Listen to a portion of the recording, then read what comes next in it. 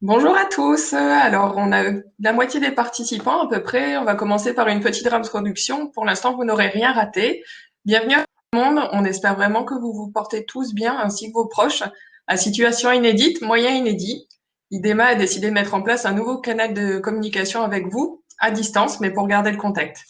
Aujourd'hui, nous sommes heureux de compter sur votre présence en nombre, vraiment, pour vous présenter en live le gymnase interactif LU. Pourquoi pas, nouvelle technologie, nouvelle mise en situation. Alors, tout d'abord, je vais vous présenter nos trois intervenants. Et puis, comme ça, vous allez pouvoir visualiser un petit peu qui intervient au cours de ce webinaire. Donc, voilà. Donc, Diego Molina, professeur d'éducation physique au Paradis des Enfants à Etterbeek en Belgique, vous parlera de son expérience quotidienne en tant qu'utilisateur du système interactif au sein de son établissement depuis plus de 2 ans. Donc, Diego a une installation duo, un LU fixe double. Voilà, tout à fait. Bonjour à tout le monde. Hop, on bascule sur David Abélard. David est éducateur sportif.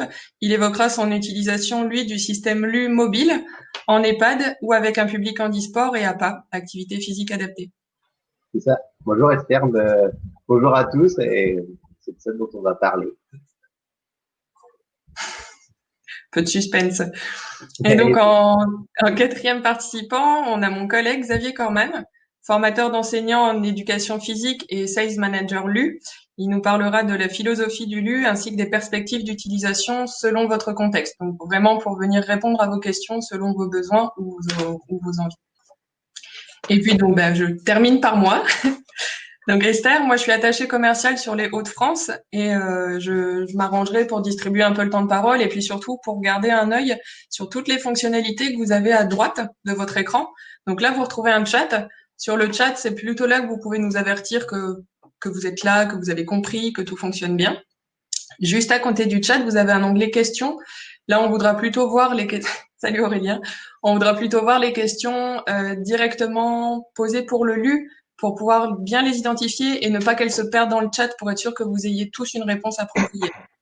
À côté de ça, vous avez un sondage, il va y en avoir quelques-uns au cours du webinaire pour pouvoir vous consulter aussi, parce que ça n'est pas, on va vraiment essayer d'avoir un échange au cours de ce webinaire. Et puis évidemment, on vous donnera un lien sur le replay, comme ça, si jamais vous voulez le transmettre à des collègues ou vous voulez revoir certains points et avoir d'autres questions plus tard, voilà, vous pourrez revoir ça tous ensemble. Ok, donc là, on a toujours le même nombre de participants, donc on va démarrer.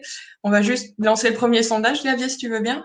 Oui, je viens de le faire. Donc là, le premier sondage est lancé. Pouvons-nous démarrer la présentation? Merci de répondre, comme ça on voit si... Non, si vous avez un problème technique, ne répondez pas non, juste pour faire durer le suspense. Donc n'hésitez pas à mettre oui, oui, oui.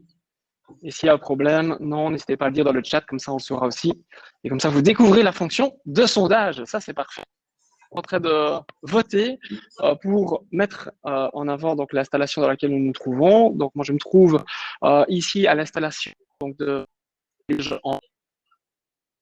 qui a installé depuis le mois de septembre une installation LU, comme vous voyez donc dernier mois, et on aura l'occasion donc tout à l'heure de la voir en fonction, pendant que tous mes collègues pourront commenter, donc Diego, David et Nanester pourront commenter donc tout ça pendant que je serai en train de tester le gymnase interactif. Bon, les réponses ont l'air bonnes, je pense qu'on...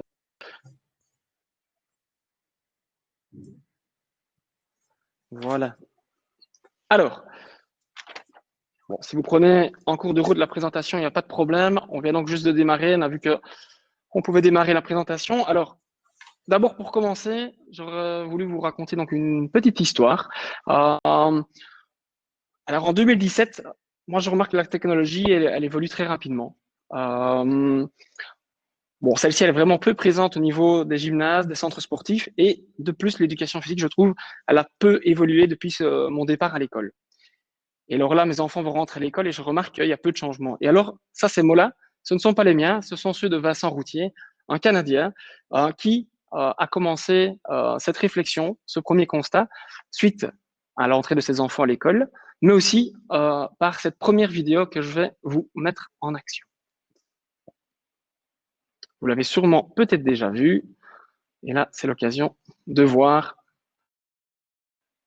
l'histoire du gymnase interactif.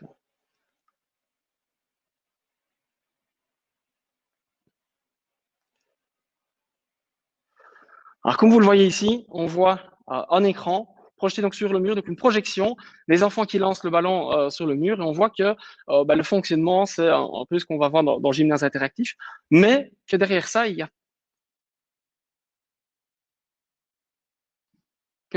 on voit qu'il y a des ballons qui sont lancés et quelque chose donc derrière.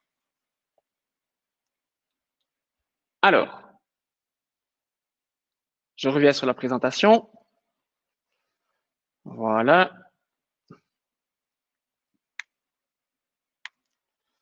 Ce qui est important donc dans l'histoire ici qui est présente, donc si vous voyez donc la slide, la dia, c'est vous avez donc une question qui est posée. Bon, je pense que vous comprenez la plupart l'anglais. J'aimerais savoir si il y a un outil qui permet de détecter les ballons quand ils sont touchés par quand on touche l'animal.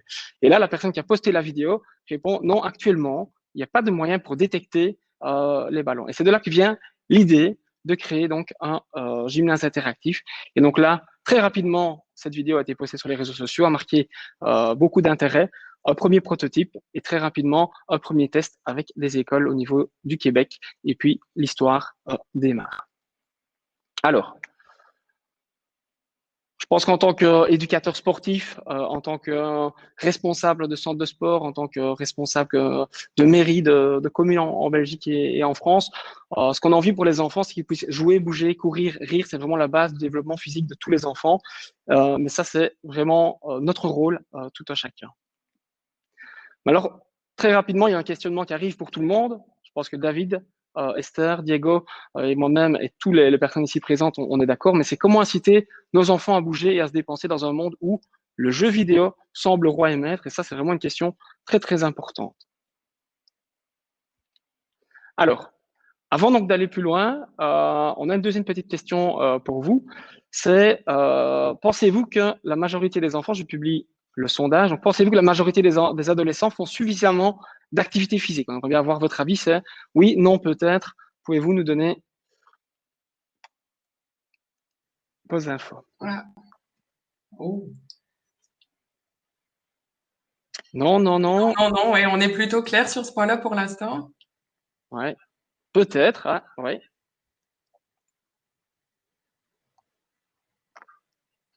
Bon, il y a 95% de non quand même. Ouais, c'est 96. parfait. Bon, on remarque bien que tout le monde a compris le fonctionnement du webinaire, c'est déjà un bon point. Ça permet d'avoir un peu d'interaction. Bien. Si on rebondit un petit peu sur l'activité physique des adolescents, vous l'avez sûrement vu passer, il y a une enquête de l'OMS qui est sortie ici en 2019 sur les bienfaits de l'activité physique et sur le manque d'activité physique donc des jeunes. Et alors, on voit que c'est prouvé, les bienfaits de l'activité physique régulière sont nombreux. Le manque d'activité physique compromet la santé des jeunes et que normalement, 1 heure par jour est conseillé pour la pratique sportive. Mais on va remarquer que dans le pays, la France et la Belgique, on va avoir même un pourcentage, ce n'est pas respecté, en tout cas très peu par les enfants. Et alors, la phrase qui est en dessous, c'est très très important. Et maintenant, toutes les personnes qui ont un levier pour promouvoir l'activité physique et ses bienfaits pour la santé devraient le faire. Et c'est là qu'on va pouvoir aller plus loin. Alors pourquoi? Parce que lui, ça part d'un constat, ça ne part pas uniquement d'une vidéo comme on l'a vu donc tout à l'heure, mais ça part d'un constat. 10% des enfants pratiquent 60 minutes d'activité physique quotidienne recommandée. Et là, dans les sources de l'OMS, on voit qu'en France, c'est 13% des personnes et en Belgique, 16% et demi qui pratiquent, avec des différences notables au niveau des filles et des garçons, où les filles sont moins en mouvement que les garçons, que ce soit en France, en Belgique et dans d'autres pays. C'est assez marqué. On sait aussi qu'apprendre en bougeant, et ça, c'est Diego qui va en parler juste après, augmente considérablement l'efficacité de l'enseignement, la motivation et l'intérêt d'apprendre. Donc là, peut-être un petit mot de ta part. Oui, voilà, donc on a effectivement que l'intérêt des enfants, que ce soit pour les activités physiques ou les activités cognitives, parce qu'il faut savoir que certains des jeux mêlent les deux, et donc on va participer au développement global de l'enfant, que ce soit aussi bien du point de vue physique que mental. On a vu des très grosses différences, surtout quand on peut mettre en place une collaboration avec les enseignants de l'école. On a fait un partage, une mise en place et on a pu constater certaines évolutions. Il faut savoir que le fait d'être en activité physique va stimuler l'hormone du plaisir et le fait d'avoir une activité intellectuelle en même temps va rendre cette activité intellectuelle beaucoup plus plaisante pour l'enfant. Et alors peut-être David, sur le troisième point, sur les gymnases et les salles de sport, toi qui es dans le milieu depuis de nombreuses années, évolue peu depuis plus de 50 ans. Tu n'as pas 50 ans, mais ça fait de nombreuses années que tu es actif dans le domaine sportif. Voilà, quel est un peu ton avis par rapport à l'évolution des gymnases et des salles de sport?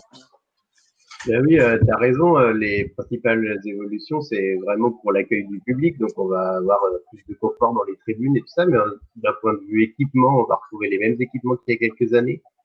Et l'U, c'est clairement une révolution dans ce sens-là parce qu'on va amener le numérique dans des espaces qui sont, pour la plupart, encore même pas équipés avec une connexion Internet. Donc, on est vraiment sur le chemin du développement et l'U fait partie de ça.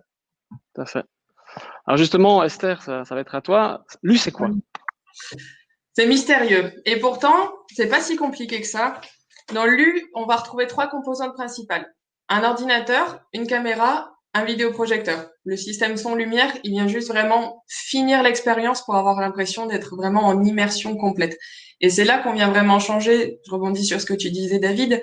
On va vraiment venir transformer le gymnase que nos parents, nos grands-parents éventuellement ont connu, c'est-à-dire 2 cages de but et puis des millions de lignes au sol qu'on n'arrive pas à déchiffrer forcément parce qu'elles sont toutes les unes sur les autres.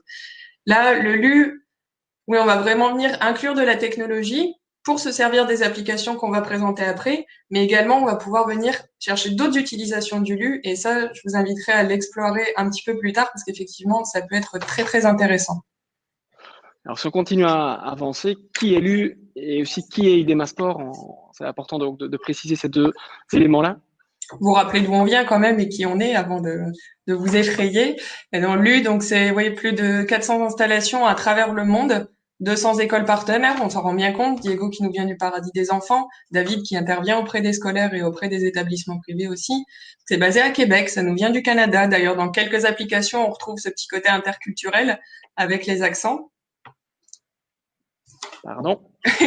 Voilà, j'étais un peu vite. C'est les aléas du direct. Donc voilà, pour Luc, nous vient du Québec, les applications sont vraiment développées par des spécialistes. Ils ont vraiment une équipe de chercheurs. Ils essayent vraiment d'aller chercher de la qualité avant de produire en masse. Ils analysent vraiment ce qu'ils essayent de sortir à chaque fois. Et ils tiennent compte aussi de votre avis. Nous, chez IDEMA Sport, ça fait plus de 25 ans qu'on est partenaire donc des sports innovants et des pratiques d'éducation pour l'activité et l'éducation physique. On est une entreprise familiale. Xavier, c'est mon collègue. On n'est vraiment pas très grand et c'est pour ça qu'on essaye de rester proche de nos clients qu'on considère souvent comme des partenaires aussi. On a vraiment ce fonctionnement un peu collaboratif à chaque fois et c'est pour ça qu'on est devenu aussi partenaire européen LU. C'est parce qu'on a vraiment cette fibre de garder le contact, d'être petit mais de bien faire.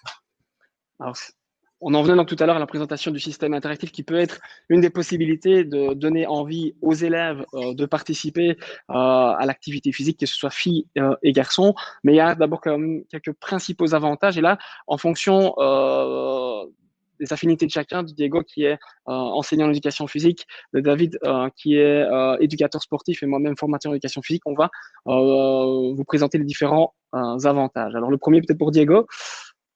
On en a parlé un peu tout à l'heure déjà, mais un petit mot rapide.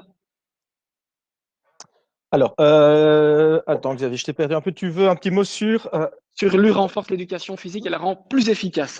Oui, toi ok. qui es une bonne personne Voilà, pour ça. tout à fait. Donc, on a constaté évidemment l'intérêt des enfants pour l'activité. C'est clair, quand on leur met un jeu de son et lumière dans un gymnase, qu'on va leur mettre une activité sur laquelle ils vont pouvoir travailler de façon autonome, ils vont se sentir tout de suite beaucoup plus investis. Ils vont de par eux-mêmes se lancer et bouger. Et on va remarquer qu'il y a une intensité qui va se produire aussi parce que on peut constater très simplement sur des jeux de lancer, on faisait quoi avant? On plaçait une cible et chacun venait un petit peu avec le nombre qu'il faisait, le nombre corps qu'il voulait. Là, quand on place un jeu de cible, on va se rendre compte qu'il y a la technologie qui va détecter le nombre de lancers et donc on va pouvoir comparer directement par rapport aux autres et ça va les stimuler pour augmenter l'activité. Pourquoi? Bien parce que le score est affiché, qu'on va essayer, qu'on se rend compte qu'on n'est pas si loin que ça du partenaire qu'on va pouvoir essayer de le rattraper. Et il y a une intensification de l'activité qui va se faire à ce moment-là. De plus, il y a l'intérêt de parfois collaborer et donc au lieu d'avoir un adversaire physique, on a un adversaire qui est artificiel et on va se mettre en collaboration avec ses camarades de classe pour arriver à un objectif. Et ça, c'est très intéressant parce qu'il n'y a pas la rivalité qui va se faire après, il n'y a pas l'adversaire disparaît. Et au sein du groupe classe, on va créer une uniformité qui va pousser les enfants à se dépasser de façon à donner le maximum d'eux-mêmes pour que l'objectif final soit atteint. Il n'y a pas, comme quand on a des matchs d'opposition entre la classe, il y a le fort qui est dans l'autre groupe, donc ça ne sert à rien de faire un très gros effort. De toute façon, c'est eux qui vont gagner. Ici, il y a toujours cette possibilité du dépassement et de rendre donc l'enfant va vraiment au bout de ses capacités. Mais alors, ce qui est intéressant, c'est que je te coupe, mais ça rend aussi l'apprentissage plus attrayant et valorisant avec l'aspect transversal et interdisciplinaire, on en verra donc tout à l'heure, par rapport aux enfants qui sont des fois moins sportifs, mais plus cognitifs. Tu as un petit mot peut-être pour ça? Tout à fait. Voilà. Donc, certaines activités font appel aussi au niveau intellectuel. Et donc, on a constaté que les enfants qui étaient moins sportifs, qui avaient moins tendance à se donner à fond, là, vont être mis parfois en valeur. Donc, ceux qui étaient un peu mis de côté vont être mis en valeur parce qu'ils vont avoir une réactivité mentale qui va être plus rapide et ils vont pouvoir diriger le groupe vers l'action, la bonne action à réaliser plus rapidement de façon à obtenir un meilleur score, un meilleur résultat. Et donc, la dépense pour ces enfants qui habituellement étaient réticents à l'éducation physique, étaient parfois un petit peu, on ne va pas dire exclus parce qu'il y a toujours des choses qui sont mises en place pour qu'ils ne le soient pas, vont trouver une place, un petit peu un rôle de capitaine qui était un petit peu de choses d'inattendues pour eux. Ok, top. Moi, si je peux rebondir donc là-dessus aussi, lui publie constamment des activités basées sur le programme d'études qui se veut mondial, donc pour les connaissances interdisciplinaires et transversales donc des enfants, mais aussi donc une équipe donc de chercheurs avec une responsable pédagogique chez lui, des personnes aux États-Unis qui vont pouvoir justement donc ici aider la recherche. On a aussi également en Europe, en France, donc Denis Pasco qui s'intéresse très fort aux jeux vidéo et à l'éducation physique. Cédric Roure aussi, français qui est à l'université donc de Lausanne, et également tous les professeurs en Belgique qui cherchent vraiment à étudier le LU et pouvoir proposer de nouvelles activités. Alors un petit mot, l'avantage principal aussi, c'est que c'est un outil polyvalent, on y reviendra par la suite, mais David, tu as peut-être un petit mot par rapport à ça, vu ton utilisation en tant qu'éducateur sportif et on en parlera après des configurations mobiles et fixes, mais toi qui es mobile, parle-nous rapidement de cet outil polyvalent. Ouais, et en même temps, je vais comme ça répondre à la question de Vincent Bossé, que j'ai vu dans la catégorie questions. En fait, l'avantage, c'est que ça s'adapte à tous les publics. Moi, je l'utilise sur le public qui va de 3 ans à 88 ans. Pour ça, on peut dire que Diego travaille sur 3 apports principaux, les apports moteurs, les apports sociologiques et les apports psychocognitifs. On développe les mouvements principaux, sauter, courir, lancer, attraper, franchir. On travaille aussi les compétences et le maintien des acquis grâce à l'activité physique sur la fonction cardiovasculaire, la fonction respiratoire, ainsi de suite. Puis sur les apports sociologiques, bien du coup, on se retrouve avec on favorise l'inclusion des participants, on favorise la coopération. Ça, c'est hyper important pour le public déficient, par exemple. Et puis sur le côté psychocognitif, comme le disait Diego, on va valoriser l'estime de soi, la confiance en soi, et on va développer l'ensemble des aptitudes perceptibles, visuelles, tactiles, auditives.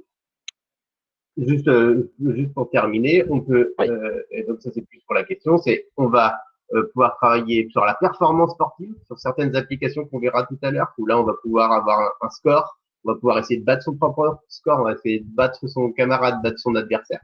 Et puis, il y a toute une gamme d'activités qui est uniquement basée sur la coopération et sur l'objectif de groupe.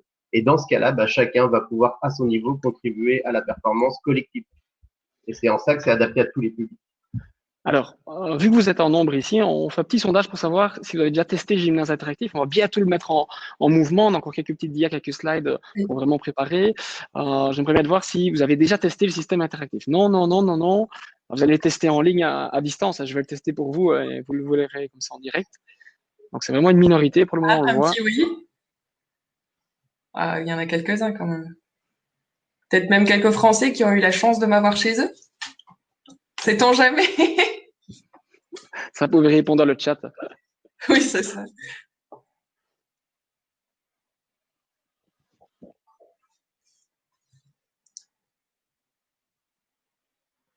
Et ça Voilà. continue de répondre. C'est pas mal. Ouais, pas mal du tout, bien. Donc là, ça me sort. Alors, tant qu'on continue à parler donc, du système interactif, on va parler des différentes configurations qui existent. Et alors, rien de tel que de laisser la parole à ceux qui possèdent le système interactif pour pouvoir y répondre. Et alors, on a 3 configurations possibles. La version fixe, une installation permanente sur un mur, qui s'appelle le UNO. Le duo, soit en opposé ou côte à côte. Donc, c'est 2 éléments qui peuvent fonctionner de manière autonome ou synchronisée. Et l'aspect mobile. Alors, on va laisser la parole à Diego pour une rapide présentation de son utilisation d'un système duo chez lui au Paradis des enfants. Et alors, pendant ce temps-là, je vous mettrai une petite vidéo d'une activité réalisée chez lui, dans une activité donc, de danse, pendant que lui va parler sur son système interactif. C'est parti, à toi, Diego. Oui. Donc voilà, en fait, on a ce système depuis maintenant environ 2 ans. Et donc, c'est vraiment remettre on a dû repenser le travail de l'enseignant qu'on avait avec mon collègue. C'est-à-dire qu'on passe du fait de devoir donner des exercices à avoir un rôle qui va être plus au niveau du correctif. Donc ici, ce que vous voyez, c'est un type de danse. Donc c'est le type d'activité qu'on ne donnait pas auparavant parce que il faut être capable de se sentir à l'aise de pouvoir donner les gestes, de 2, corriger les enfants en même temps. C'est quelque chose qui n'est pas facile du tout. On avait remarqué, on avait fait quelques essais, que dès qu'on voulait corriger un enfant, on était obligé d'arrêter l'ensemble du groupe. Tandis que là, avec le travail de l'outil ici d'Anza, qui a été montré dans la vidéo, les enfants reproduisent la chorégraphie. Ça nous permet à nous de nous positionner à l'arrière du groupe et de pouvoir corriger les enfants individuellement sans devoir interrompre le travail qui est fait. Ça, c'est un très, très gros avantage, notamment du point de vue moteur. L'activité motrice, eh bien, elle est augmentée du fait qu'il n'y a pas d'interruption et l'activité est rendue évidemment beaucoup plus plaisante pour les enfants du fait qu'elle se fait en continu et qu'ils peuvent bénéficier de correctifs adaptés à chacun sans que l'ensemble du groupe ne soit, entre guillemets, stoppé lors de l'activité. Uno ou duo, tout dépend un petit peu aussi de votre budget. Le Uno, c'est déjà très bien. On met déjà pas mal d'enfants en mouvement. Le duo étant la solution vraiment top si on veut travailler à 2 ou mettre moins d'enfants sur chaque écran. On en parlera encore par la suite. Esther, tu voulais rajouter? Oui, je voulais juste rajouter qu'effectivement, de pas avoir à interrompre tout le groupe, c'était aussi bénéfique pour certains enfants, pour ne pas avoir à les afficher, comme on dit maintenant, de dire, voilà, on arrête encore une deuxième fois la Corée à cause de toi parce que tu sais pas suivre. Ben non, là, on ne s'en rend pas compte et pour l'avoir expérimenté plusieurs fois, c'est vrai que ils sont tellement absorbés par ce qu'ils ont envie de faire qu'ils arrêtent de se juger les uns les autres et du coup, ça crée vraiment une dynamique différente dans un groupe. Alors, si on en passe à notre autre interlocuteur, David. J'ai fait une petite présentation. Peut-être que ça a évolué. Ça change un petit peu. Tu as peut-être plus que 300 clients maintenant. Mais en fait, pourquoi est-ce qu'on parle de David aussi? Parce que lui, c'est l'aspect mobile qu'il possède. Donc, lui, mobile, du côté donc d'Angers. Là, je vais lui laisser la parole tout en mettant une vidéo avec un groupe donc derrière. Vous allez pouvoir voir comment lui peut l'utiliser. C'est pas une vidéo de sa part, mais c'est avec une unité mobile. La différence entre mobile et fixe, alors. L'avantage principal du LU mobile, c'est que, comme son nom l'indique, on peut le mettre partout. Alors, si on considère un peu mon activité, moi, je le mets environ 60% de mon dans des gymnases et puis 40% dans des salles qui sont a priori pas des salles sportives, mais comme des salles, par exemple, communales ou des salles des fêtes.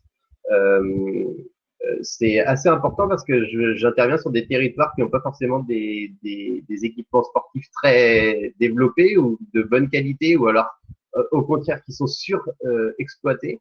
Et dans le cadre de l'U-Mobile, on peut utiliser des salles qui a priori n'ont pas de vocation sportive et le mettre dedans. Ça, c'est le principal avantage.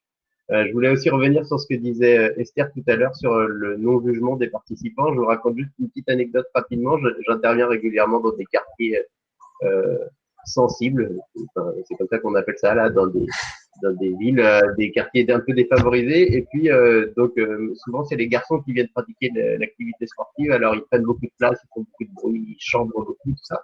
Et puis dans le cadre d'une application qui s'appelle Newton, qu'on découvrira tout à l'heure, c'est des maths. Et ils étaient un peu embêtés, mes garçons un peu dynamiques là. Ils n'arrivaient pas trop à répondre à la question. Puis il y a une jeune fille qui est arrivée, qui n'était pas du tout intégrée au groupe, qui a dit « Ok, c'est moi qui va vous donner les réponses ». Et grâce à elle a lancé 0 ballon, mais elle a donné toutes les réponses au jeu.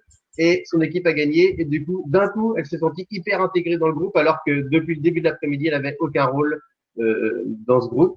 Et donc, bah, ça, c'est à mon avis le meilleur avantage d'avoir un LU, c'est que tout le monde a sa place. Clairement. On en parlera tout à l'heure pour l'adaptation, mais ouais, là, c'était vraiment l'anecdote. On peut déjà en parler maintenant, hein, c'est peut-être intéressant. C'est des photos avec des personnes à mobilité réduite en disport à pas à gauche. C'est pas des photos de ta part, c'est des animations que moi j'avais réalisées sur des personnes déficientes mentales et de l'autre côté déficience physique. Rapidement, un peu ton expérience sur ça. Bah, moi, j'interviens sur 4 publics déficients. En tout cas, 4 publics différents de Diego. Les seniors autonomes, donc c'est des seniors qui sont un peu la génération des baby boomers là, qui ont entre 60 et 65 ans, qui sont hyper dynamiques, qui viennent juste d'être à la retraite, qui veulent une activité un peu différente. Donc, ils se regroupent par association et donc j'interviens sur eux. Eux, c'est assez simple, hein, c'est des adultes. Voilà. J'ai aussi des seniors autonomes, mais qui sont du coup un peu plus dépendants, liés à l'âge. Donc là, ça va jusqu'à 85 ans. Là, on va avoir des petites adaptations, j'en parlerai tout à l'heure, mais qui peuvent se mettre en place. J'interviens aussi sur tout le champ du handicap mental, donc des déficiences sévères à des déficiences légères, sans souci. L'adaptation de l'U et des applications fait que ça fonctionne pour tout le monde. Et puis, de façon un peu plus restreinte, mais de plus en plus en EHPAD, avec une adaptation là pour le coup très très importante, notamment sur le fait de se positionner sur une chaise face à l'écran très près, avec des temps de pratique très très courts, d'entre 7 et 8 minutes, et puis on met 2 temps de repos pour un temps de pratique, c'est-à-dire qu'il se repose 15 minutes et il joue 7 minutes et ainsi de suite. Et puis, du coup, on arrive quand même à avoir des bénéfices assez importants d'un point de vue cognitif et d'un point de vue moteur, encore une fois. Alors, je vous parlerai tout à l'heure des adaptations qu'on met en place pour que vous compreniez mieux. Parfait, super. On va essayer quand même de continuer d'avancer parce que bon, il y a la démonstration en direct qui va arriver donc ici prochainement avec quelques situations. L'idée aussi, c'est de parler de la vision. Le but, c'est d'amener l'éducation vers des mondes nouveaux et c'est de créer une profonde transformation de l'éducation en créant la prochaine génération d'environnement d'apprentissage, mais où on veut que les enfants soient engagés non pas uniquement physiquement, mais qu'ils soient engagés mentalement et socialement. Donc ça, c'est assez important. Et comme je vous le disais, il y a des chercheurs qui travaillent donc sur un concept de World Child ou du développement global de l'enfant. Vous savez que c'est très cher aux Canadiens sur le développement à long terme de l'athlète et de l'enfant.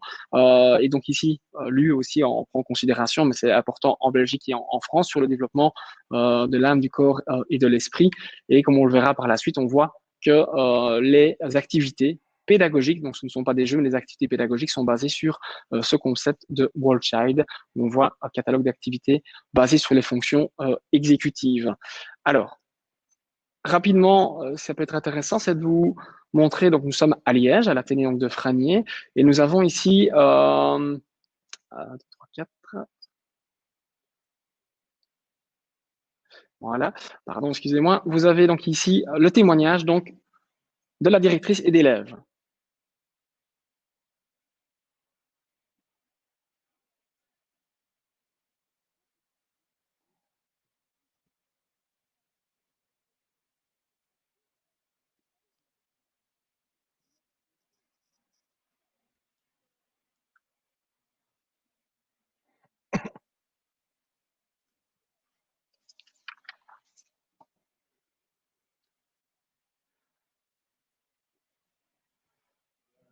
Alors, comme vous le voyez donc ici, je ne sais pas si vous avez bien entendu les réponses de chacun, mais on voit vraiment que c'est les discours donc d'élèves, de direction, et donc on a vraiment un très bon ressenti dans l'inclusion. Vous l'aurez entendu, nous sommes en Belgique, en province de Liège. Ces jeunes filles ont un petit accent, mais ça fait toute la beauté de la Belgique. Bien, ça rebondit bien sur le côté interculturel. On a des accents à peu près partout. Je peux travailler sur mon accent du Nord si ça fait plaisir à tout le monde. Le LU a un petit accent québécois de temps en temps. Donc, ça se coordonne pas trop mal. Je vois qu'on a déjà pas mal de questions, Xavier. Oui, c'est ça qu'on a prévu rapidement, la réponse à quelques questions. Donc, sur la slide ici, avec les questions jusqu'à présent, n'oubliez pas d'utiliser l'onglet prévu à cet effet dans la barre latérale. On va vous noyer dans le chat. Alors, dans le chat, on a dit qu'on utilisait l'onglet questions. Donc, pouvez-vous nous dire combien de personnes suivent en même temps ces échanges? On n'avait pas loin de 80 personnes inscrites. On voit que c'est en direct, ça fluctue. On est plus ou moins une soixantaine constamment. Donc, voilà pour cette première réponse. Pour répondre à Jean-Yves Badin, on y viendra à la fin sur les prix et sur les différentes possibilités. Je préfère qu'on voit la totalité. On va répondre à Charlie Parmentier en même temps aussi sur les coûts d'entretien pour les versions mobiles et fixes. C'est plus ou moins la même question. Je garde la question pour y répondre par la suite. Alors, très bonne question d'Anthony Rousseau. Les dimensions, s'il vous plaît, de l'espace minimum et maximal pour utiliser le mobile. Alors, David, toi qui as eu une bonne expérience là-dedans, rapidement. Ouais, il faut 6 mètres de recul entre le mur et la plateforme. Et puis, en fonction des supports qu'on a, donc le mur, concrètement, si on peut avoir 6 mètres de large, 3 mètres de haut, c'est le truc parfait. Donc, voilà, il faut considérer environ 40 mètres carrés au sol, quoi, entre la plateforme et le mur. Et ça peut fonctionner. Moi, je l'ai fait dans des tout petits espaces, genre des salles de réunion, ça fonctionne très bien. Et puis, je l'ai fait dans des énormes gymnases. Enfin, voilà. Mais 40 mètres carrés, c'est vraiment l'idéal. Et alors, l'important à préciser, c'est que le mobile a une lentille qui permet donc une adaptation dans n'importe quel endroit. Vous êtes dans une salle de réunion. La seule différence, c'est qu'on va réduire un écran sur 3 mètres sur 2, ce qui mettra moins de personnes en mouvement, parce qu'on ne sait pas être à autant par rapport à un mur de 6 mètres sur 3, mais ça fonctionnera. Donc, ça, l'avantage du mobile, c'est qu'il s'adapte à tous les espaces. La seule différence, c'est que vous avez ce pied qui est à 6 mètres de la zone de l'écran qui permet moins de flexibilité que l'aspect fixe qui, lorsqu'il est au plafond, lui permet de dégager tout l'espace de jeu. Et alors, possible en équipement extérieur, actuellement non. On parlera tout à l'heure par rapport à la caméra. Bien. On se garde les autres questions pour la suite pour continuer à avancer. Maintenant, c'est la mise en action. Je pense que vous l'attendez tous depuis tout à l'heure. On va voir quelques activités. Et donc, moi, je vais me mettre en mouvement. Bon, je me suis échauffé au préalable. Ça va, je vais essayer de ne pas me blesser. Mais je vais donc retenir l'intensité des activités. Et pendant ce temps-là, David, Diego, même Esther vont commenter les activités que je vais proposer. Je vais en présenter 5, donc juste derrière moi. Donc, je vais mettre mon écran en plus grand. Comme ça, vous pourrez voir les actions. Voilà. OK. Alors, première situation, on va commencer avec un jeu d'échauffement pour ne pas oublier l'aspect mise en train, mise en action, avec une situation qui s'appelle Dojo. Vous voyez que j'ai différents niveaux de difficulté. Donc, derrière moi, les organisations qui sont proposées. Et je suis parti. À vous les commentaires. On remarquera que Xavier a choisi le niveau le plus faible. Mais cela dit, moi, sur cette application-là, je fais la même réflexion que ce que David pouvait dire sur la danse. C'est-à-dire que je suis pris dans mon échauffement. Je vais pas faire attention à ce qui se passe à côté. Je vais bien faire mon exercice et je vais vouloir passer au suivant parce qu'il va falloir que j'aille toucher le mur pour le déclencher.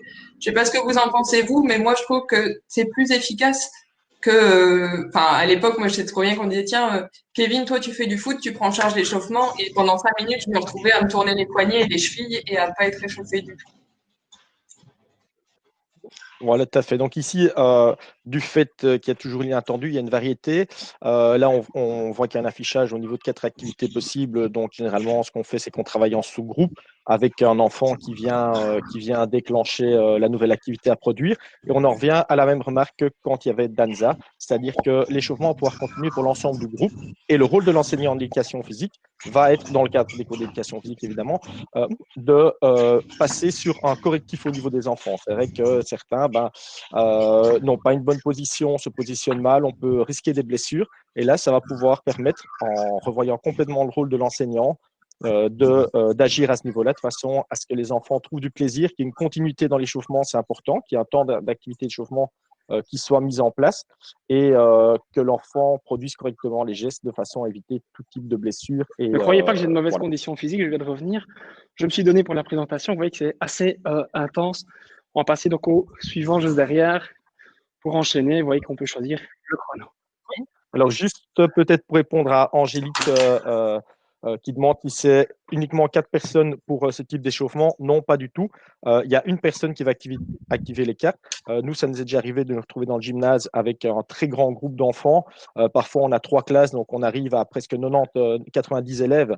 Oui, C'est rien. j'ai oublié qu'on était en France.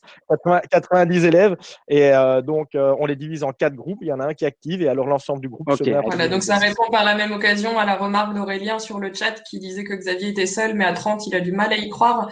Sachez qu'on n'est pas obligé d'être à 2 mètres de l'écran. On voit très très bien, on peut vraiment utiliser tout l'espace du gymnase et c'est là que justement on va pouvoir venir augmenter le nombre de participants de manière significative. Bien. Je suis seul dans le gymnase aussi. Oui, voilà, tout à fait. Ça nous est déjà arrivé. Vas-y, Diego. Ça nous est déjà arrivé, par exemple, lors de certains temps de midi, parce qu'on n'a pas de zone où mettre les enfants quand il pleut. Donc, on en regroupe jusqu'à 300 dans le gymnase sur le temps de midi, de faire des activités comme Xavier le montrait peut-être tout à l'heure. Gaillac, c'est une activité de relaxation et les 300 élèves l'ont reproduit parce qu'on les a répartis correctement Allez, on sur enchaîne. dans le On gymnase. avance. Ouais, moi aussi. Activité Juste, suivante, David. je Oui, rajoute, vas-y. non, je voulais juste corroborer ce que disaient Diego et Esther. Sur une session, j'ai passé 1000 enfants en une journée, moi, sur lui, Waouh. avec un seul. Donc, c'est sûr que ça fonctionne. Et là, c'est vraiment l'illustration, c'est qu'on peut choisir le temps de pratique. Donc, Ouais. tant que le temps de pratique est régulé, ben, du coup, il n'y a pas de problème. Les enfants vont jouer et vont avoir un temps de pratique effectif assez important. Allez, on passe au suivant. Suivant une activité où on va donc aborder donc dès les plus jeunes, mais jusqu'aux plus âgés, sur des actions à réaliser. On voit donc les différents types de niveaux, jusqu'à un mode ninja qui est très parlant pour les enfants. Ils veulent tous l'essayer, mais même les adultes, s'ils veulent commencer par ça, mais le niveau est assez complexe. On va mettre deuxième niveau et là, on va pouvoir associer des éléments. Je vais commencer ici avec des nombres. Vous voyez que j'avais pas mal donc d'éléments. C'est parti, à vous.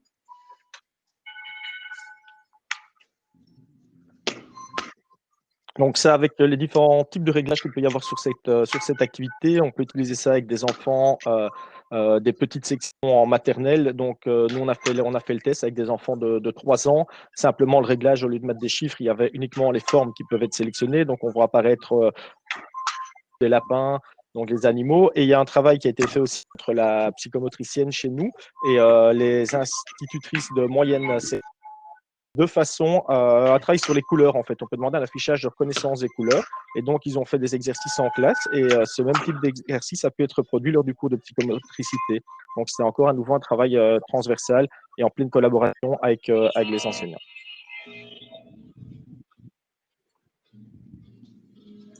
Bien. Voilà, on a perdu David pour le moment, mais il va revenir. Voilà, je vais aller sur scène. Voilà. Bien, on continue à avancer. Montrer le reste des applications. Alors, la suivante, c'est C'est très intéressant aussi pour les lancer, pour tout ce qui va être lancé type handball, ou en tout cas travailler dans différents types de lancers, avec une situation avec des cibles, un chrono, un nombre à atteindre, ou alors un travail donc, où la dernière équipe qui reste en jeu. Voilà. Alors, cette application-là, elle est intéressante à travailler pour tout ce qui est le développement des gestes spécifiques au sport collectif. Donc, on voit que Xavier a le choix entre différents réglages, que ce soit le nombre d'enfants déjà qui vont participer, que ce soit la position des cibles, qu'elle soit fixe ou variable, qu'elle soit placée haute, qu'elle soit la taille soit grande ou petite. Et donc, tu l'évoquais, Xavier, au niveau du handball, ça permet par exemple, en plaçant la cible de façon petite et en hauteur, en donnant la balle adaptée et en donnant uniquement comme consigne à l'enfant de lancer à une main, il va automatiquement se placer dans un tir à bras cassés, qui est celui correct au niveau du handball. Parce que le geste va être intuitif et va venir seul. Ça permet beaucoup de gain de temps au niveau des apprentissages. Ici, on voit évidemment, il y a d'autres choses dont les enfants peuvent se rendre compte. Ici, Xavier travaille avec des ballons plastiques, mais il peut très bien utiliser différents types de ballons. Aussi un ballon de basket, vu que finalement, bien, c'est contre un mur qu'on joue, donc il n'y a pas d'écran, hein, donc c'est bien contre le mur, c'est une projection, donc il n'y a pas le souci qui est de la casse qui se passe. Et ça va permettre à certains enfants voilà, tout à fait, de se rendre compte que parfois, leurs partenaires ne reçoivent pas correctement le ballon, pas parce qu'ils ne savent pas le rattraper, mais parce qu'eux-mêmes ne lancent pas. Voilà, le lancer n'est pas bon. Donc, dans le cadre du basket, si l'enfant envoie la balle trop fort sur le mur, il va le recevoir avec une intensité qui est à ce moment-là trop forte. Et il va avoir des problèmes de restitution. Ça permet aux enfants de se rendre compte de certaines choses de ce point de vue-là. Bien. Ça, On continue à avancer. Donc, on en parlait donc tout à l'heure, David, qu'il y a plus de David a connexion mentionné, Internet. C'est pas grave. C'est sur l'activité suivante, sur les calculs. Et donc ça, c'est très important. On parlait de l'aspect transversal interdisciplinaire donc, tout à l'heure. Et donc l'activité suivante, je vais laisser la parole à Diego, c'est sur les calculs. Bon, je suis seul, je vais gagner. Mais bon, voilà, c'est comme ça. Pour une fois, je vais m'en sortir au niveau des calculs. Ça va être assez facile. vous pourrez Alors, toujours lui lancer les réponses sur le chat. bon, si je me trompe, vous lancez sur le chat. Vous avez vu, j'ai quand même mis des additions, des divisions, des soustractions. C'est assez simple. C'est parti, j'y vais.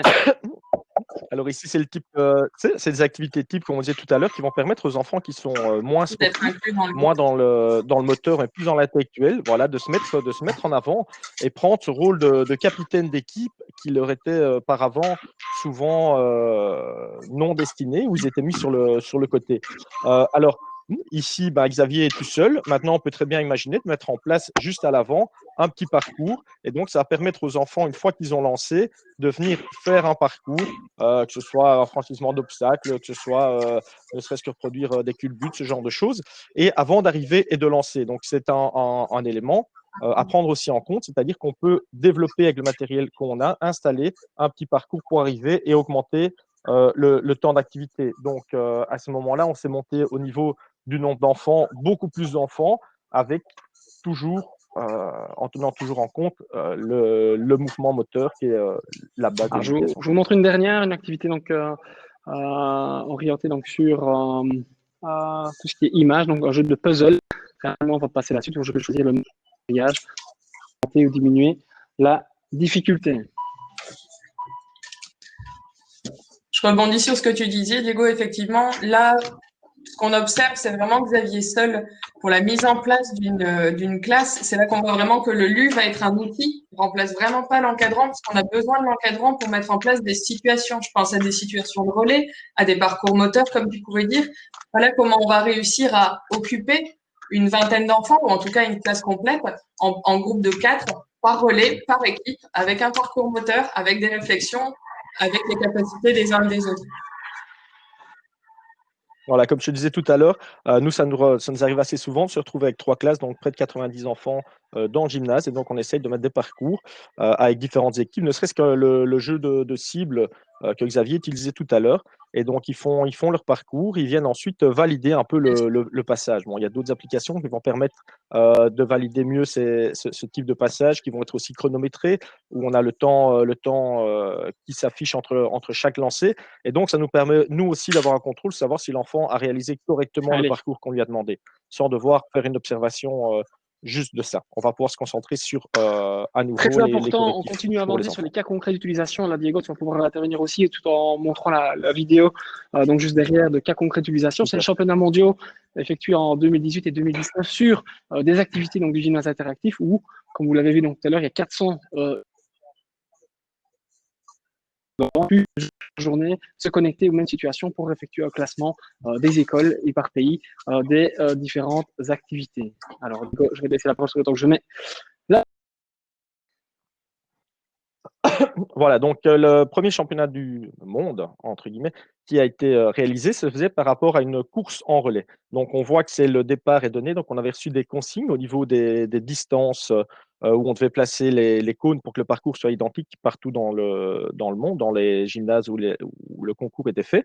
Et donc on voit au passage, quand les enfants vont passer, ils vont envoyer le ballon sur le mur. Et ben voilà, ça c'est dans mon école. Et donc ils passent et il valide le relais et c'est faire le ballon et faire le parcours avec. Donc, il y a eu tout un travail qui a été fait là-dessus. Et donc, ça a permis, par exemple, une activité qui est souvent un petit peu mise de côté avec les enfants, mais un petit peu moins. C'est tout ce qui est au niveau des courses et tout ça. C'est vrai que les enfants, la partie athlétisme, sont un petit peu moins accrocheurs. Là, ben, le travail avait un objectif parce que il fallait réussir à s'entraîner, il fallait pouvoir se qualifier pour faire partie des équipes qui allaient participer au concours. Et donc, il y avait un stimuli qui a été créé et ça a permis de mettre en place pendant 5 à 6 spécifiques sur tout ce qui est le travail de course. Bien, allez, on continue à avancer sur la suite. Est-ce que c'est juste un outil interactif, mais aussi quelles sont les pistes pour l'avenir et pour le futur? On peut utiliser aussi comme système pour l'aspect interactif, mais aussi pour des représentations, spectacles. En tout cas, vous avez un écran de 6 mètres sur 3 qui va permettre, on va dire dans un gymnase ou dans un centre sportif, de laisser les personnes loin de l'autre. Quand on parle de distanciation, si on vient un peu sur ce point-là, bah, sans problème, on peut être face à un écran, 6 mètres sur 3, un recul jusqu'à 20 mètres, sans voir ce qui se passe dedans. On peut le mettre en mode spectacle, mode représentation. On a un système son-lumière, comme vous l'avez vu donc, sur les captures d'écran tout à l'heure. Et pour pouvoir faire des représentations, faire l'annonce d'événements, un discours de direction.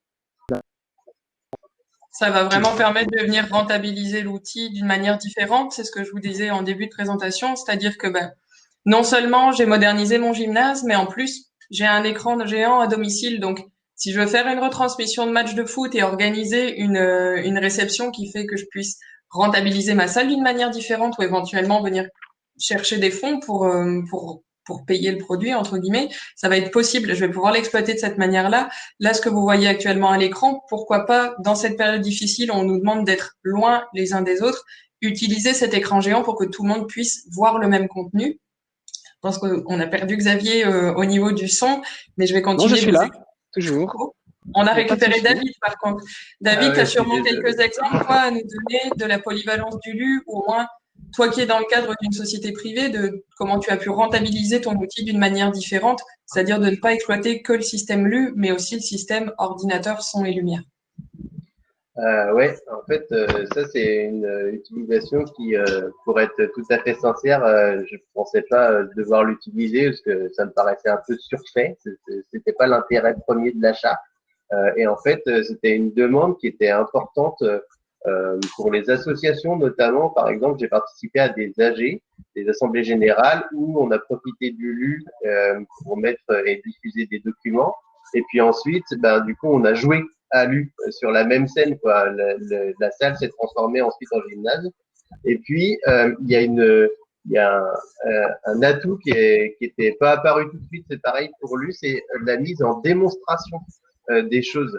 Et par exemple, une fois que lui était installé dans un gymnase, on a pu s'en servir pour montrer par exemple un lay-up au basket. Okay, comment on réalise un lay-up? Du coup, on passe la vidéo YouTube dessus et puis les pratiquants regardent comment on fait, ils le mettent en place ensuite. Ok. Est-ce qu'on m'entend toujours bien, Esther? Oui. Oui. On va. Oui. Oui, Diego, juste pour rebondir on sur ce que avance, David vient de dire, si tu me permets, Xavier. Voilà, donc nous, on l'utilise aussi dans d'autres cadres. On va diffuser des films parfois, simplement, comme je vous l'expliquais tout à l'heure, les mercredis après-midi, quand il pleut, histoire d'occuper les enfants pendant 1h30, 2 heures, on peut diffuser un film.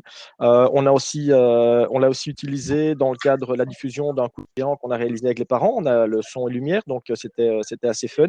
Et puis, simplement, comme on peut montrer des gestes et des activités par Internet en passant par le système complémentaire HDMI qui permet de diffuser ce qu'on a depuis une tablette, par exemple, quand on a un système fixe comme le mien. Et il y a vraiment énormément de possibilités à côté de ça. On parle que c'est présent dans plus de 20 pays. On voit une petite carte ici représentant les différentes installations, les différents points. On voit que Canada, États-Unis, mais l'Europe, comme vous le voyez, France, Belgique et tous les pays limitrophes sont bien développés donc aussi. Donc ça, c'est important aussi que c'est un outil qui est en constante évolution. On a l'aspect hardware, les composants. Et puis, on a l'aspect software, on va y venir après, qui est constamment mis à jour avec cette équipe de développeurs et des nouveaux jeux qui existent. Donc, pour répondre à Charles Labi déjà, les nouveaux contenus sont-ils gratuits vu l'investissement? Vous allez voir qu'il y a tout un système donc, qui est mis en place de mise à jour. Au niveau des contenus aussi, c'est ça qui est important et que je voulais y venir, c'est qu'on va pouvoir amener prochainement ses propres contenus, ce qu'on appelle la CMS, Content Managing System, où vous allez pouvoir amener vos propres cartes, vos propres calculs et d'autres éléments qui vont arriver. On ne va pas tout dévoiler ici, mais en tout cas, on pourra contextualiser et rendre l'enseignement vraiment précis, ou en tout cas d'amener un travail fait en classe avec une institutrice qui va être fait avec l'éducateur sportif, donc avec l'enseignant en éducation physique sur le terrain, qui va pouvoir donner du sens à l'enseignement. Il y aura aussi une revue d'applications existantes. Ça qui est bien aussi, comme je vous l'ai dit, c'est un software. On peut sans problème améliorer selon les retours d'utilisateurs. Et ça, c'est important aussi. Les utilisateurs sont écoutés dans un LULAB par le CEO Vincent Routy, qui est très à l'écoute des utilisateurs et qui vont donc s'améliorer. Et également, donc, des nouveaux jeux chaque fois avec des orientations soit sportives, ludiques ou transversales interdisciplinaires. Alors, Diego, peut-être un petit mot sur ça? Et puis on passe aux questions. Oui, donc il faut savoir justement que tout se fait à chaque fois. On nous concerte, on est bien, on peut participer. Il y a le processus participatif et donc on échange et la plupart des applications répondent à nos demandes. Ce après quoi ils se basent sur des études scientifiques de façon à avoir quelque chose de qualitatif Bien, à tout on moment. passe peut-être aux questions-réponses. Donc là, j'ai vu qu'il y a déjà pas mal de questions qui sont écrites dedans. Donc n'hésitez pas à utiliser cet onglet, parce que l'onglet chat, on ne va pas pouvoir le trier. Je rassure Jean-Philippe Dupont, que je connais bien, que je ne suis plus essoufflé maintenant, que j'ai bien récupéré de mon activité intense et physique. Certains nous disent qu'il y aura un petit problème de son. On va essayer de voir si ça fonctionne bien. Est-ce que ça fonctionne toujours? Est-ce que certains peuvent commenter sur le chat si vous nous entendez toujours bien? Si oui, pour être sûr, parce on a un joli paquet de questions. N'hésitez pas à les. Ouais. De toute façon, il y aura le replay si nécessaire. Parfait. Allez, on passe aux questions. Moi, je vais répondre à cette première que je vais mettre en avant, celle une question donc de Jean-Yves Badin. Les jeunes et adolescents ne sont-ils déjà pas suffisamment dans les jeux virtuels? Le PS ne devrait-elle pas avoir un autre objectif? Alors, c'est toujours la question du positionnement. Je l'ai dit, moi, je suis formateur en éducation physique. Je suis aussi très intéressé par le numérique, mais aussi par d'autres activités extérieures. Et il n'y a pas que ça, c'est une activité en plus pour permettre aux enfants de bouger plus, de pouvoir inclure filles et garçons dans la même activité sans que l'aspect physique intervienne et pouvoir, en tout cas, les motiver. Ils ne sont pas seuls face à un écran, ils sont tous ensemble face au même écran pour résoudre le même problème, le même élément de coopération. Alors, Juste pour rebondir sur ce que tu viens de dire, Xavier, il faut savoir qu'on peut intégrer ça, non pas de façon continue et que les enfants soient en permanence durant l'heure ou les 2 heures d'activité physique, mais ça peut faire partie, ça peut être un atelier parmi d'autres. Donc les enfants, ils vont peut-être juste rester devant cet atelier pendant 5 à 10 alors, minutes, quoi. Même la parfois question moins. suivante, c'est une question de Ouais. Gabriel Wemals. Y a-t-il un développement, et ça je pense que Esther, tu vas pouvoir répondre, C'est ça, développement pour les sportifs adultes haut niveau éventuellement? Parle peut-être de François Trinduc avec lequel tu as oui. pas mal conversé pour répondre Oui, à Gabriel Wemals qui est dans le rugby. j'avais cette question en ligne de mire justement. Moi, ne venant pas forcément du milieu éducatif, je viens vraiment du milieu sportif et sportif de haut niveau. J'ai eu la chance l'année dernière de pouvoir intervenir auprès des jeunes du pôle espoir de Montpellier de moins de 20 ans pour leur montrer l'outil qui est installé dans l'une des villes à côté de Montpellier et pour avoir échangé avec le préparateur physique pendant que François Trinduc, un joueur international quand même, il occupait les jeunes. Le préparateur physique, ce qui m'a le plus marqué dans ce qu'il a pu me dire, c'est écoute Esther, la moitié des applications concernent vraiment un sport pur. Il me dit ça, c'est pas les applications qui m'intéressent le plus. Esther, l'application dans l'U qui m'intéresse vraiment, c'est l'application de calcul. C'est l'application où on va venir chercher ce petit réflexe de réflexion pour pouvoir prendre la décision au bon moment. Il me dit mon demi de mêlée, si je l'entraîne à faire des calculs mentaux en même temps qu'il doit être précis et qu'il doit jeter la balle, parce que du coup on le faisait avec des balles de rugby, le rebond étant imprévisible, ça entraînait vraiment très bien à tout ce qui était préhension. Il me dit c'est ça, c'est le moment où je veux qu'il trouve la bonne solution et qu'il réagisse le plus vite. Donc dans cette adaptation-là, voilà, ça va être toutes les applications, toutes les activités qui ont un lien avec les matières primaires qui vont venir vraiment déclencher tout ce système de réflexion cognitive qu'on ne challenge pas forcément dans un entraînement classique. Bien, on a pas mal de questions, donc on va essayer, tant pour nous que pour vous, de répondre à toutes les questions et en tout cas d'enchaîner. On n'hésitera pas à vous renvoyer des contenus supplémentaires si on n'a pas eu l'occasion de répondre. Si on trie les quelques questions qui sont là, qui sont toutes très intéressantes, il y en a une peut-être pour David sur comment peut-on intégrer les élèves en chaise roulante dans les exercices. Très bref, vas-y. Eh ben, c'est la façon la plus simple du monde. C'est beaucoup plus facile que dans un cours de PS classique. On va déterminer une zone qui va être mise en place pour les élèves qui sont en fauteuil roulant. Et puis du coup, ils vont avoir leur zone, des ballons. Il n'y a pas d'interaction avec les élèves qui vont être valides ou debout à côté. Et donc, il n'y a pas de risque de chute et tout ça. Parce que du coup, on va déterminer, par exemple, sur Mire, c'est des couloirs. Donc, une fois qu'on est en face de son couloir, on peut très bien agir.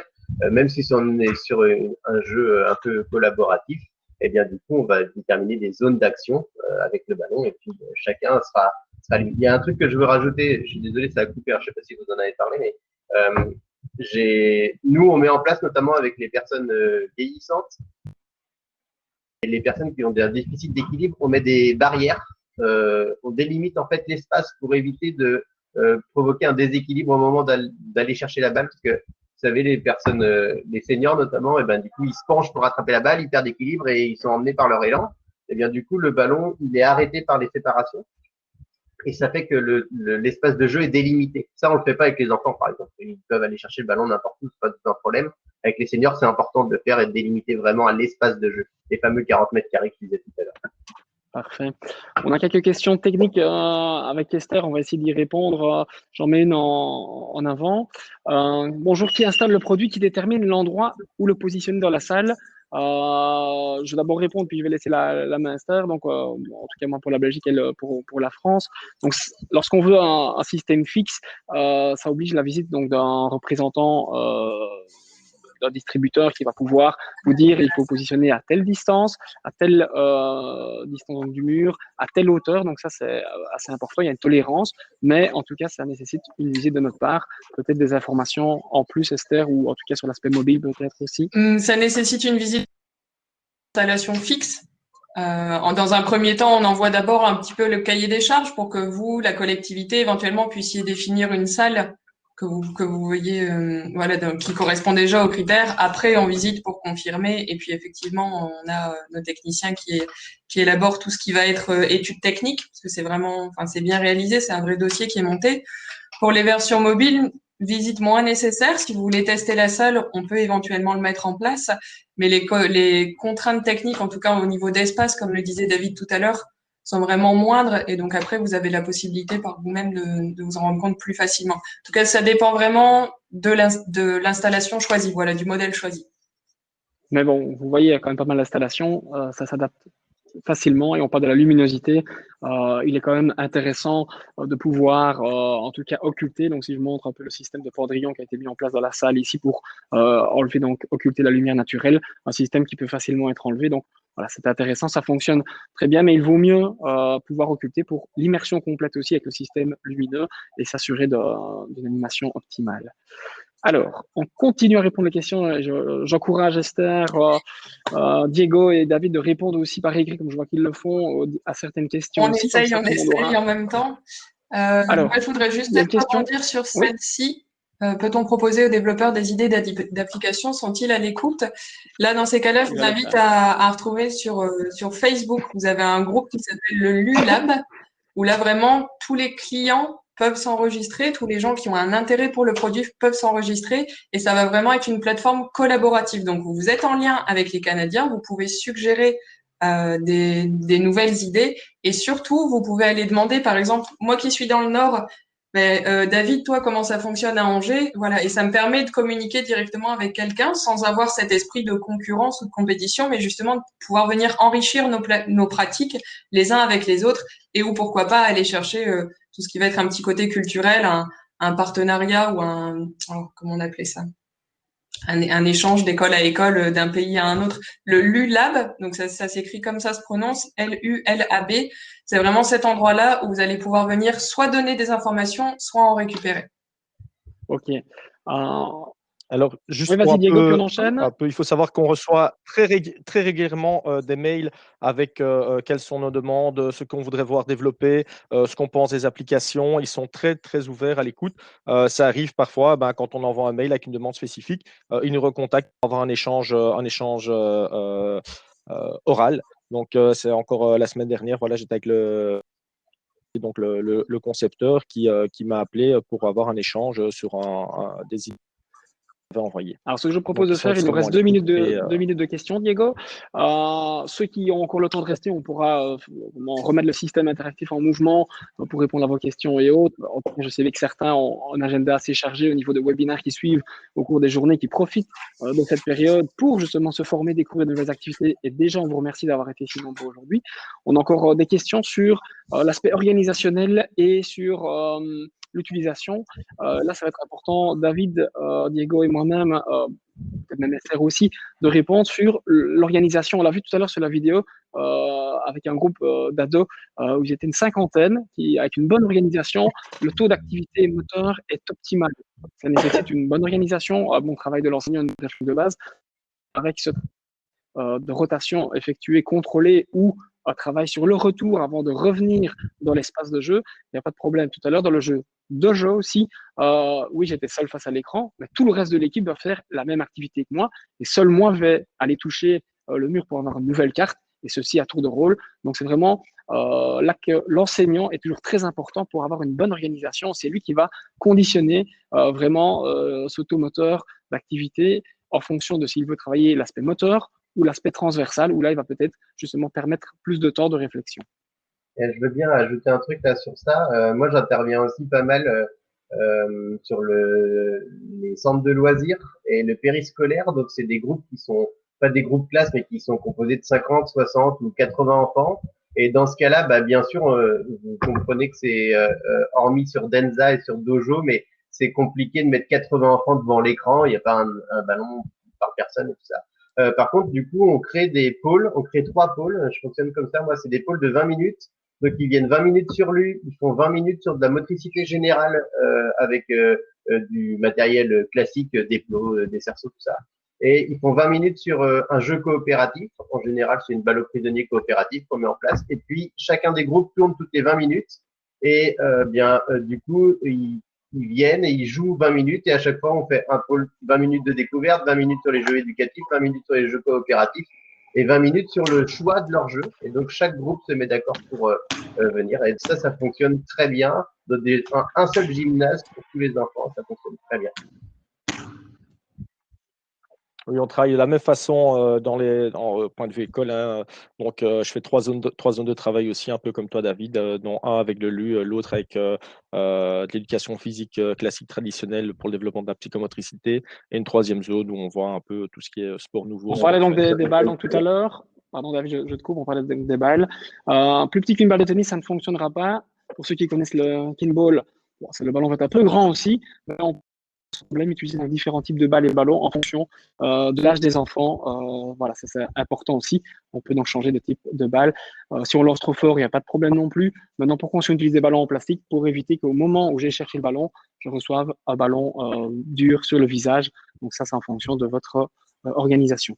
C'est exactement ce à quoi j'étais en train de répondre à l'écrit. Donc, la taille minimale, pas plus petit qu'une taille d'une taille de la balle de tennis. En revanche, ce qu'on n'a peut-être pas précisé, c'est que Xavier, l'image qu'on voit derrière Xavier, c'est une projection de 1, donc on n'est pas face à un écran. Ça, j'ai vu passer la question aussi du est-ce qu'on n'a pas déjà assez de jeux vidéo? On n'est pas face aux lumières bleues qui font tant de bruit en ce moment. Et deuxièmement, le mur n'a rien de spécial. Si Xavier éteint le LU, le mur redevient tel qu'il était. Donc on n'a pas de limite au poids de la balle ou à la force de lancer en tout cas. Bien. Je vois que certaines personnes doivent partir. On va pouvoir continuer avec ceux qui veulent rester un petit peu, mais il y a un dernier sondage qui serait intéressant de montrer. Certains disent qu'il y a un petit problème de son. Donc, je vais demander à David, Diego et Esther de continuer à répondre par écrit aux différentes questions des personnes toujours présentes. Un dernier petit sondage avant que certains doivent quitter. Donc, vous demandez de répondre. Quel est votre avis par rapport à ce webinaire? 5 étoiles, 4 étoiles, 3 étoiles, 2 étoiles, 1 étoile. Bon, un petit avis rapide, c'est toujours intéressant d'avoir votre feedback, votre retour.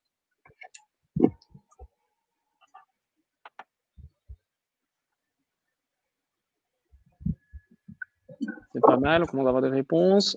On a peut-être eu quelques problèmes de son, c'est peut-être bien possible. Bon, nous, on ne l'a pas entendu, mais certains l'avaient, d'autres pas.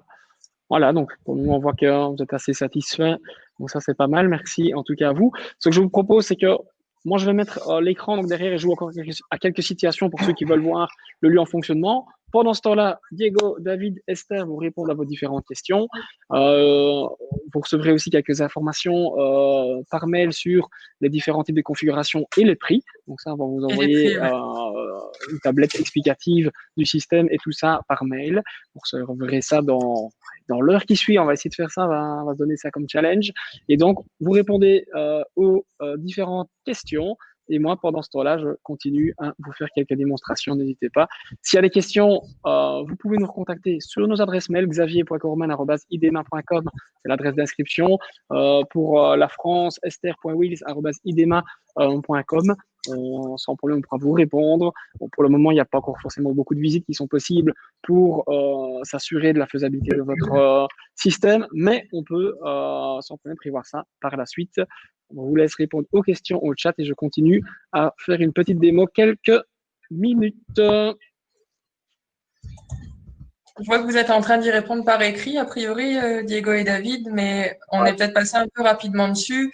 Tous les jeux n'ont pas une contrainte temporelle. Justement, on n'est pas toujours en situation de stress et ou de frustration. J'aimerais bien qu'on en discute à l'oral de celle-ci parce que je trouve qu'elle est vraiment que le LU vient vraiment répondre à cette question d'une autre manière. Je trouve que celle que Xavier vient de mettre à tout hasard, justement, maintenant, en fait, celle-là n'a pas de contrainte temporelle, vu que l'enfant a le temps, on va voir, il lance, il va devoir lancer pour les deux équipes. S'il ne fait pas pour la deuxième, on passe pas au niveau suivant. Donc là, il n'y a pas de contrainte temporelle, c'est juste l'action qui doit être produite par l'enfant. Et j'étais en train de répondre à Stéphane, là, justement, sur ça. Je disais que, en fait, il n'y a pas de frustration parce que les élèves, les pratiquants qui sont devant la projection, c'est très intense. On est très pris parce que le système immersif fait qu'on est vraiment plongé dans le jeu. Et donc, on va réaliser un score. Et après, j'ai envie de savoir si mon score va être battu par un autre groupe. Donc, même si j'attends, je suis quand même acteur parce que c'est moi qui ai réalisé le meilleur score et ainsi de suite, si on est dans la performance. Et si on n'est pas dans la performance, mais qu'on est dans la coopération, ben, du coup, je vais faire en sorte que j'ai envie de battre le record de la plateforme, le record du jeu, et ainsi de suite. Et donc, ça fait qu'il n'y a pas de temps de frustration. Voilà, comme l'indique Xavier, David, voilà, on voit ici en haut à droite, il y a le score qui est indiqué pour cette activité. Donc là, c'est pas une contrainte de temps, il n'y a aucune contrainte de temps, c'est juste un score à atteindre.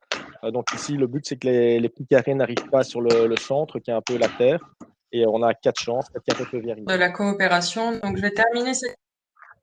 Avant qu'on perde plus de monde, je voudrais aborder quand même la fourchette des prix, parce que c'est une question qui est revenue beaucoup. Alors oui, moi je vais vous faire suivre la plaquette par mail. La fourchette de prix est assez large puisque ça dépend vraiment du modèle choisi. Entre le modèle LU simple, le LU duo et le mobile, on a une fourchette qui peut passer de 17 à 28 000 euros hors taxe. Ça dépend vraiment de l'installation choisie. Je peux pas vous donner un prix fixe parce que ça dépend aussi de la pose. Et voilà, pour une fourchette, comptez aux alentours de 17 000 hors taxe pour un fixe simple, aux alentours de 25 000 hors taxe pour un mobile et aux alentours de 28 à 29 000 hors taxe pour un duo, en gardant à l'esprit que c'est vraiment juste une fourchette, vous donnez un ordre d'idée. Bien. Une petite dernière et puis on clôture ce webinaire pour les plus petits. Alors, on a parlé des prix, le mur blanc, on y a répondu. Qu'est-ce qu'on a dit? Tarifs. David, est-ce que tu en vois une, toi, peut-être? Je suis en train de répondre à Durval sur l'entreprise, mais comme ça intéresse moins de monde, je réponds en écrit. Écoutez, moi, de toute façon, j'ai remis mon adresse mail dans le chat. Donc, c'est vraiment pas difficile, hein. Esther, mon prénom, @idema.com. Si jamais il y a des questions auxquelles on n'a pas eu le temps de répondre ou alors que vous souhaitez approfondir, surtout n'hésitez pas à nous contacter. On reste disponible évidemment pour ça. Est-ce que les participants peuvent revenir vers nous après Oui, sans problème. Donc, le mieux, c'est vous envoyer donc toutes vos questions, soit à Esther ou à moi-même, qu'on remettra dans le mail et puis on redispatchera s'il y a des questions pédagogiques vers Diego, questions organisationnelles plus pour l'aspect mobile comme David en parlait. On va redispatcher donc tous ces éléments-là. Sur les adaptations aussi. Pardon, si vous voulez des adaptations sur le public déficient, pas de souci. C'est aussi ma spécialité, donc je peux vous en donner pas mal. Pas de problème. Hop là, je mets Diego en avant qui va faire un petit coucou de revoir. Comme ça, on va tout doucement clôturer. Voilà. Le petit mot de la fin pour chacun. Bien voilà, j'espère que vous avez été convaincus. Et moi, je vous dirais une chose, il faut se lancer dedans. C'est top de chez top. Et aucun regret à refaire. Je referai l'achat avec grand plaisir. David, à toi? Tout pareil. C'est vraiment la meilleure acquisition que j'ai pu faire dans mon entreprise. C'est n'y a pas, d'inconvénient à l'U. Ça marche pour tout le monde, ça marche tout le temps, ça marche partout. Et ça, toutes les valeurs qu'on prône de coopération, de mixité, d'éducation, de respect, c'est vraiment un produit qui est incroyable. Enfin, voilà. C'est pas moi qui le vends, donc je peux vous en dire que du bien et sans c'est exactement ce que j'allais dire. En général, quand j'ai un discours comme ça, on me dit que je suis prise à partie et donc ça change rien. Mais honnêtement, si quand j'avais été à l'école primaire, j'avais pu avoir un outil comme ça, j'aurais peut-être commencé le sport un peu plus tôt, même si je m'en suis pas trop mal sortie. C'est vraiment un bel outil dans tout le catalogue. Moi, ce qui me plaît, c'était les sports innovants, les sports que personne connaît et donc tout le monde commence sur le même pied d'égalité.